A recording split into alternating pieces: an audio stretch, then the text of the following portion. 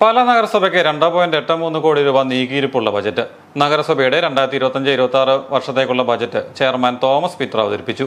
ധനകാര്യ സ്റ്റാൻഡിംഗ് കമ്മിറ്റിയിൽ ബജറ്റ് പാസ്സാകാതെ വന്നതിനെ തുടർന്നാണ് ചെയർമാൻ ബജറ്റ് അവതരണം ആരംഭിച്ചത്. തുടർന്ന് vice chairperson Biji Jojo budget അവതരണം പൂർത്തിയാക്കി. പോയ വർഷത്തെ മുന്നറിയിപ്പ് ഉൾപ്പെടെ 44,58,68,412 രൂപ വരവും 41,74,78,912 രൂപ ചെലവും 2,83,89,500 രൂപ നീക്കിയിരിപ്പ് പ്രതീക്ഷിക്കുന്ന ബജറ്റാണ് പാലാ നഗരസഭയിൽ അവതരിപ്പിച്ചത്. നഗരവികസനം, റോഡ് നിർമ്മാണം, ആരോഗ്യ മേഖല തുടങ്ങി വിവിധ മേഖലകൾക്കായി ബജറ്റിൽ തുക വകയിരുത്തിയിട്ടുണ്ട്. പാലാ ജനറൽ ആശുപത്രിക്കായി പ്രത്യേക പരിഗണനയാണ് ബജറ്റിൽ നൽകിയിരിക്കുന്നത്. 35 വർഷത്തിലധികം പഴക്കമുള്ള എക്സ്റേ മെഷീനാണ് നിലവിൽ ആശുപത്രിയിലുള്ളത്. ഏറ്റവും നൂതനമായ ഡിജിറ്റൽ എക്സ്റേ മെഷീൻ സ്ഥാപിക്കുന്നതിനായി 1,83,00,000 രൂപ ബജറ്റിൽ നീക്കിവച്ചിട്ടുണ്ട്. ആശുപത്രിയുടെ അടിസ്ഥാന സൗകര്യ പ്രവർത്തനങ്ങൾക്കും ആവർത്തന ചിലവുകൾക്കുമായി 3 കോടി രൂപയും വകയിരുത്തി. നഗരസഭയിലെ കിടപ്പ് രോഗികൾക്ക് ആശ്വാസമായ പാലിയേറ്റീവ് പ്രവർത്തനങ്ങൾക്കായി ഒരു നഴ്സിനെ കൂടി നിയമിക്കാൻ നടപടി സ്വീകരിക്കും. പാലിയേറ്റീവ് പ്രവർത്തനങ്ങൾക്കായി 21 ലക്ഷം രൂപ വകയിരുത്തി. വയോജനങ്ങളുടെ സംരക്ഷണത്തിനായി 10 ലക്ഷം രൂപയും നീക്കിവെച്ചു. ജനറൽ ആശുപത്രിയിൽ ICU സംവിധാനം ഇല്ലാത്തത് സാധാരണക്കാരെ ബുദ്ധിമുട്ടിലാക്കുന്ന സാഹചര്യം പരിഗണിച്ച് ICU സംവിധാനം ഏർപ്പെടുത്തുന്നതിനായി പ്രാരംഭ ചെലവുകൾക്കായി 20 ലക്ഷം രൂപയും മാറ്റിവെച്ചിട്ടുണ്ട്.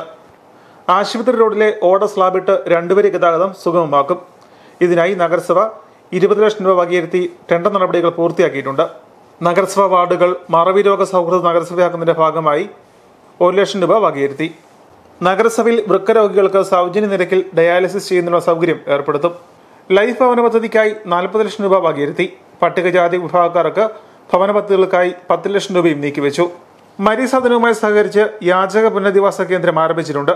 ഇതിന്റെ പ്രവർത്തനങ്ങൾക്കായി 10 ലക്ഷം രൂപ നീക്കിവെച്ചു. നഗരസഭയുടെ ഉടമസ്ഥയിലുള്ള ജനത, നിലിത്താനം, പരിമനക്കുന്ന് എന്നീ കോളനികളുടെ ഉന്നമനത്തിനായി 10 ലക്ഷം രൂപയും നീക്കിവെച്ചു.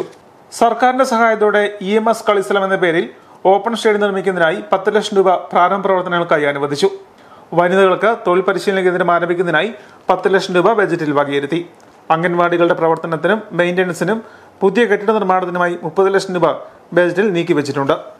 പാലാ നഗരസഭ ഹോമിയോ ആശുപത്രിയിൽ 1 കോടി രൂപ ചെലവഴിച്ച് കിടന്ന ചികിത്സാ വിഭാഗത്തിനുള്ള കെട്ടിട നിർമ്മാണം ഉടൻ പൂർത്തീകരിക്കും.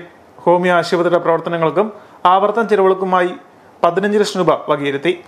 ആയുർവേദ ആശുപത്രിയുടെ പ്രവർത്തനങ്ങൾക്കും ആവർത്തന ചെലവുകൾക്കും മരുന്ന് വാങ്ങുന്നതിനും 20 ലക്ഷം രൂപയും ബജറ്റിൽ വകയിരുത്തിയിട്ടുണ്ട്.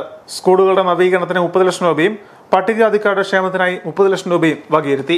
പശ്ചാത്തല വികസനത്തിനും പാലാ നഗരസഭയിലെ റോഡുകളുടെ പുനരുദ്ധാരണത്തിനുമായി 2.25 കോടി രൂപ ബജറ്റിൽ ഉൾക്കൊള്ളിച്ചിട്ടുണ്ട്. മാലിന്യമുക്തം പദ്ധതിക്കായും ബജറ്റിൽ തുക ഉൾക്കൊള്ളിച്ചിട്ടുണ്ട്. പുതിയ MCF, RRF, sewerage treatment plant, മീനച്ചിലാറ്റിലെ ജലശുദ്ധീകരണം, ബയോഗ്യാസ് പ്ലാന്റ് സ്ഥാപനതലം, ഡബിൾ ചേംബർ ഇൻസിനറേറ്റർ, ഉറവിട മാലിന്യ സംസ്കരണം എന്നീ പ്രവർത്തനങ്ങൾക്കായി 4 കോടി രൂപ ബജറ്റിൽ വകയിരുത്തി.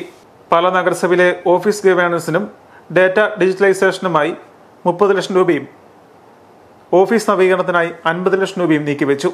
അമ്യൂണിറ്റി സെന്റർ സർക്കാർ അനുമതിയോടെ നഗരസഭ ഏറ്റെടുക്കുന്നതിനുള്ള നടപടികൾ അവസാന ഘട്ടത്തിലാണ്. അമ്യൂണിറ്റി സെന്ററിന്റെ മെയിന്റനൻസിനായി 5 ലക്ഷം രൂപ ബജറ്റിൽ വകയിരുത്തി.